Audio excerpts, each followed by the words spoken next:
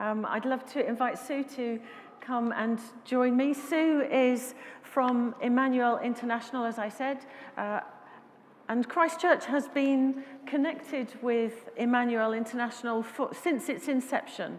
But thank you, Sue, for sharing with us what you have. Thank you so much.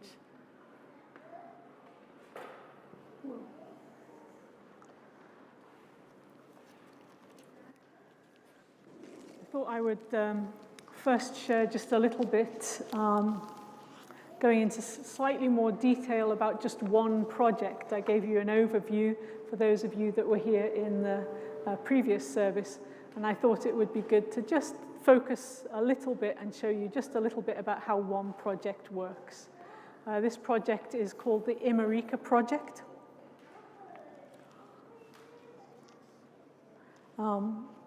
It's a project that aims to improve the lives of subsistence farming families through mobilized churches, economic empowerment, and environmental restoration.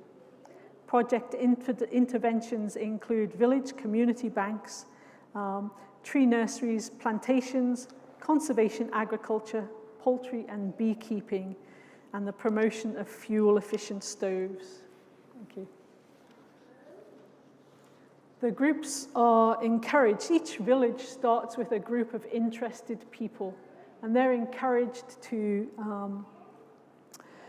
choose their own leaders, choose their own name, and they all get T-shirts in the group. It's an important part to have a uniform and to be involved in things. So that's where it starts. Thank you. Thanks.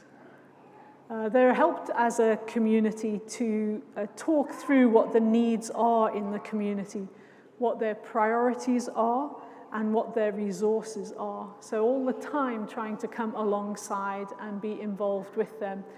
They all get so many beans, and they can put them on the different pictures that indicate the different things that are important to them. Thank you. This is the VICOBA stands for Village Community Banking. Most areas, most of these villages, people do not have access to banks. They do not have access to funds themselves. And so they start one up within their communities.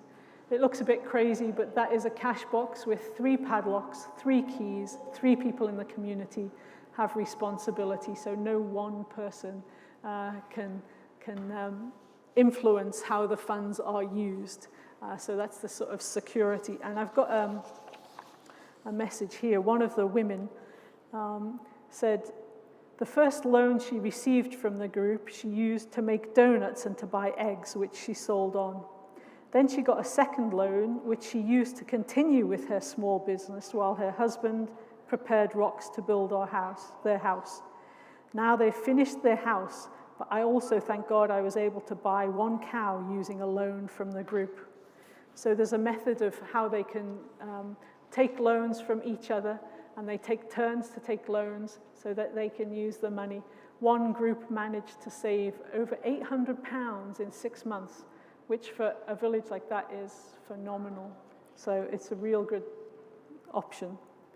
Thank you. We will also do the conservation agriculture, and there's a picture that you can probably see outside, which is a bit better, which implements farming methods that sort of encourages moisture to stay in the ground and therefore gives a better yield in their crops. Thank you. They're also encouraged with tree nurseries. It's another option, so to plant, replenish trees that they're using for their cooking, but also for ones that they can use in their homes for fruit, for food, and for better soil conservation.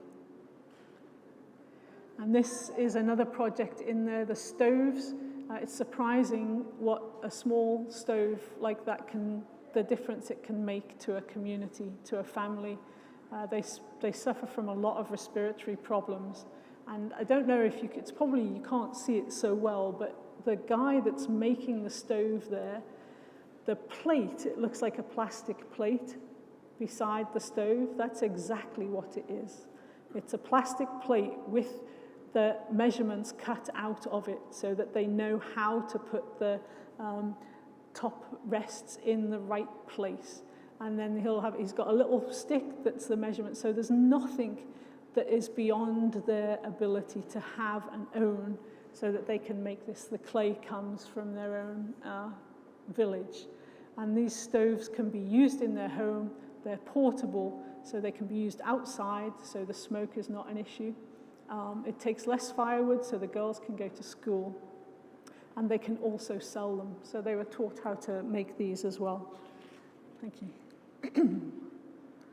We do beekeeping and poultry, just introducing safer methods to have poultry and introducing beekeeping into the community.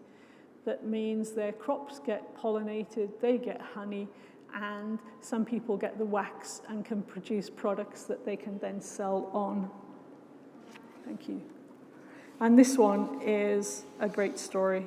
Let me just read you the story. Got to read you this story.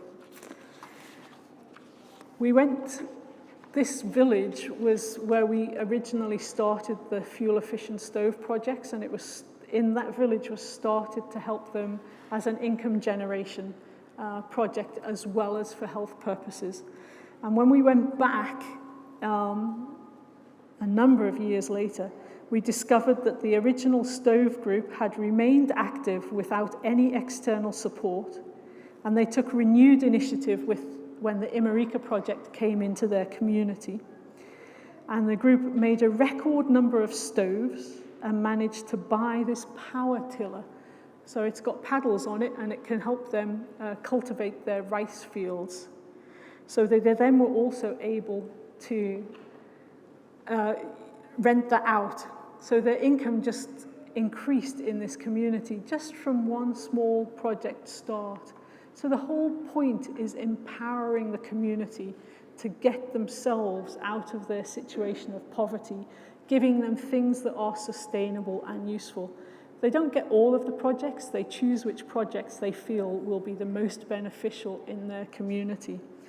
So this Imarika project now is in about 12 villages, and you have given financial support for this project a number of times over the years. So these people thank you. Thank you.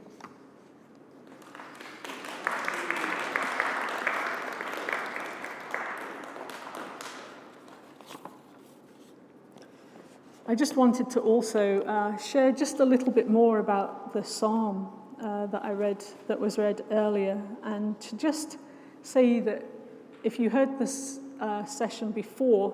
talk before, it was about what happened years ago in my life that kind of helped me.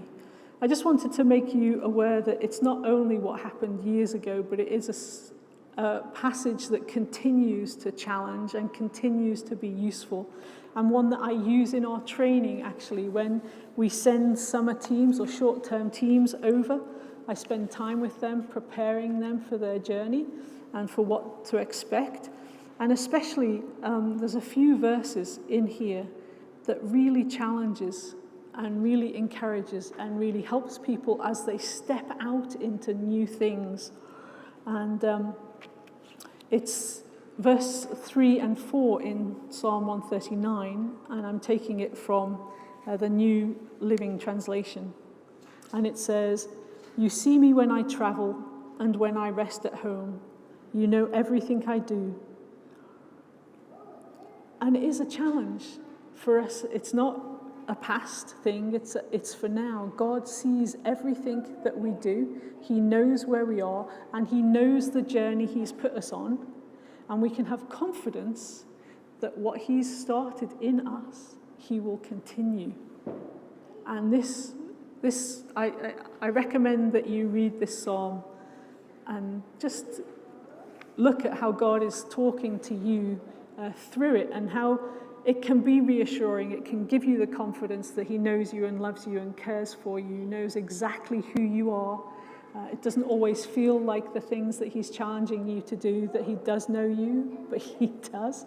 And he is giving you the strength and power to be able to do those things. And yeah, it's an amazing passage that can challenge us continually. So, thank you.